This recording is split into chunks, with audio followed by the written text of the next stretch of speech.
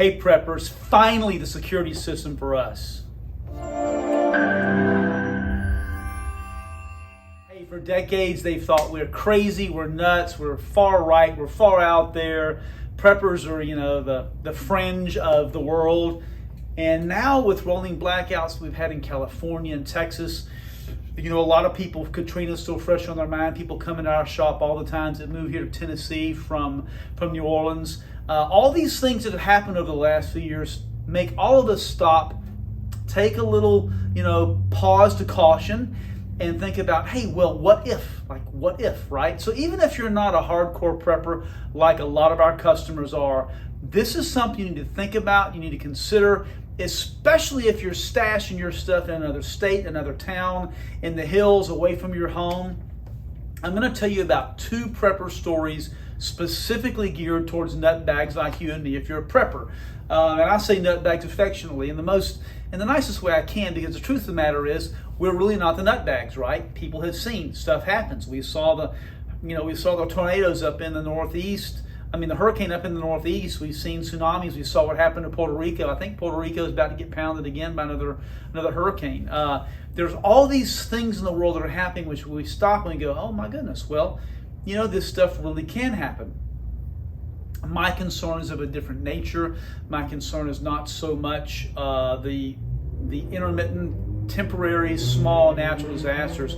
My concern is geared more towards financial meltdown, or a meltdown like the EBT system. People can no longer go use their food stamp cards to buy groceries at Walmart or at Sam's, or Walmart, I guess, or their local grocery store.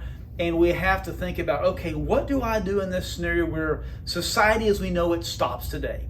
And there's 2 stories. These are brief, but I'm gonna tell you about customers that came into our store that kind of gave me a pause to go, maybe they're crazier than I am. Maybe they're not crazy. Maybe I should be thinking that way. But one guy came in and he looked at, actually we have them here. We have these huge containers, the 20 millimeter artillery cans, and we sell those to people who are preppers. They will nicely hold a couple thousand rounds of ammo and 1 or 2 guns, depending on what you want to put in there. But what he told me was this, and I was pretty shocked. He said, I've got containers, not these, but I've got containers like those, buried at different GPS coordinates, like going from my home to my bug out location. Now, I don't know where his bug out location was. I don't know how far it was. I'm assuming it had to be quite some distance because they were buried at intermittent locations. He had the GPS coordinates written down, and if the world melted down, he was going to use, his GPS, I guess, to go find those buried containers. And he said, I have, kind of like bug out bags buried in the ground. And I got to tell you, I thought that was a little nutty.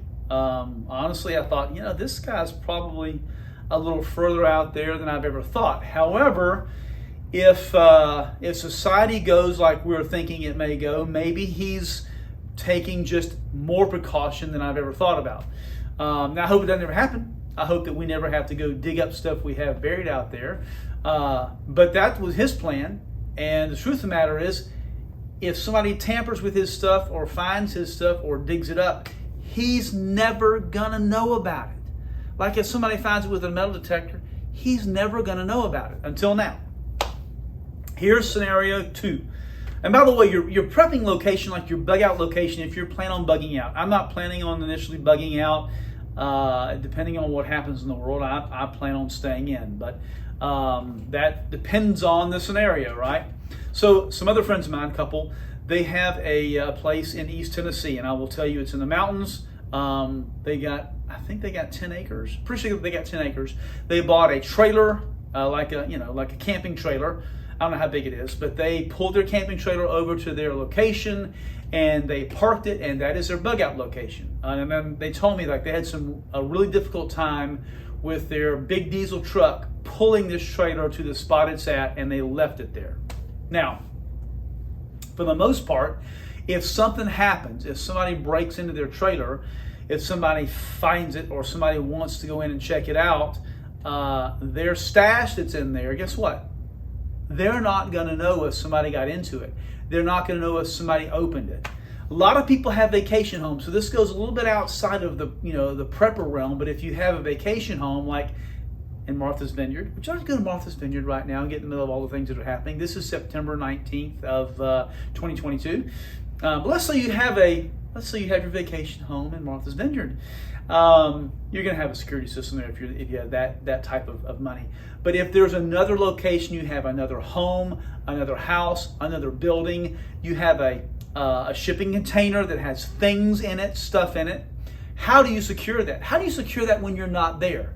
Until now, there's never been a way to do it. This company right here, Qolsis, has been in partnership with a company called Alarm.com for years, and they are on the cutting edge of technology. They beat every single supplier out there when it comes to security, and I mean security, I mean double military graded encrypted security. Like their panels aren't just like dual path, they're all the time dual open. So it communicates over internet and over cellular at the same time. It finds the most available path to communicate on. Most systems are failover nowadays. Actually, a lot of systems are single path. Like they may just have internet, or they may just have some type of a cell line. This is dual path, but it's truly dual path with a dual communicator at the same time. What they've done is they've taken something. I'm going to post a picture while I talk about this. They have created something called the Flex IO. Now, the Flex IO is it's a cellular communicator only with a 2 hardwire input, or it can just have the input that comes with it. What the Flex IO does is it has a 3-year cellular battery in it, or a 3-year cellular communicator in it with a battery that lasts for up to 3 years. What that does is it continually pings a network. Because it is cellular, if there's any cellular network, whether it be AT&T or Verizon, available wherever you stashed your stuff, it will continually ping your home security system. Now, let me tell you what that means. You can have this system sitting in your home in Nashville, Tennessee. You can have a Flex IO attached to, and it's weatherproof. You can have your Flex IO attached to your shipping container sitting in Butte, Montana, or let's not say Butte, outside of somewhere in some city, Montana, and that thing is continually talking to the network. You can arm it with your security system. You can get notifications if somebody breaches it. You can get notifications if somebody opens it. It's not like you have to have an entire security system out there. For a few dollars a month, you literally can have that cellular device continually pinging the network, letting your security system in your home and on your phone know that it's in a healthy mode, that it's armed, that nothing's been opened, nothing's been breached. If it gets opened, if it gets breached, if a contact gets broken, it will notify the panel. It will notify you on your cellular phone. It will notify you that something has gone wrong. Now look, so a lot of people don't like, a lot of preppers are a little kind of not a lot. Some volume of preppers are anti-security systems because they go, hey, if the world melts down, by George, everything's gone to hell in a handbasket. The cellular's not going to work. The security system's not going to work. The internet's not going to work. And there's a lot of truth in that. There's a lot of truth in understanding what could happen and what probably will happen at some point. However, in the interim, between here and us getting to that point, I believe all of us who have gone through the hardship and the task and the trial of saving our food, saving our beans, saving our guns, saving the things that we know may be very useful down the road, those of us who've gone to that trouble, we don't want somebody to come steal it. We don't want somebody to come take it. We don't want somebody to have free access to the things and us have no visibility that something's happened. Now you still have to build community, right? So if you have a Flex IO controller attached to this and it's in East Tennessee like my friends have, you really need to build community with somebody there. You can call the police and have them come out and check if the police are close enough. But the truth of the matter is you need to have some community there, some neighbor, some friend, somebody who can come help you check on your stuff if that contact is broken. Never before have we had, and there's one more important piece of this too. Never before have we had a unit that had a sensor that could be in another state communicating with your home security system. Okay, now I said there's one more piece. Here's the additional piece. Alarm.com has partnered with several of the solar panel providers. My problem with these things has always been, okay, power goes down, power outage. They got at best a 36-hour battery, and much better than the old system, but they got a 36-hour battery. If the power completely crashes at 36 hours, the communicator's out.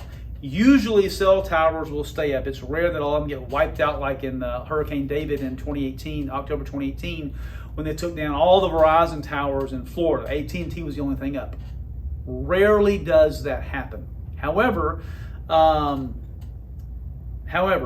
if you want to keep that up and have some type of a power connection in a grid, Alarm.com is now powered with a solar provider, so that if the power goes out, you can still have backup battery for communications.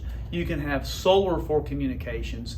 Everything talks with the panel. It's integrated with the panel, and it'll even work with your phone to tell you how much time you have left, what percentage battery you have left, when it's recharging the next day. I don't think that Alarm.com or Qolsis actually makes the hardware. I don't think that they were really thinking about preppers when they did this, but what they were is they were forward thinking, realizing that there's a need here that's not been met. All right, preppers, you now have a security system option. You can protect your crap that's out in Montana or East Tennessee or in the desert in Texas. Finally, we get something to protect our stash. Do me a favor, like and subscribe. I'm going to post the links below to the hardware and some of the pieces that go with this. If you got any questions, hey, email us, let us know. We're full of great information for those of you that are crazy like me, preppers.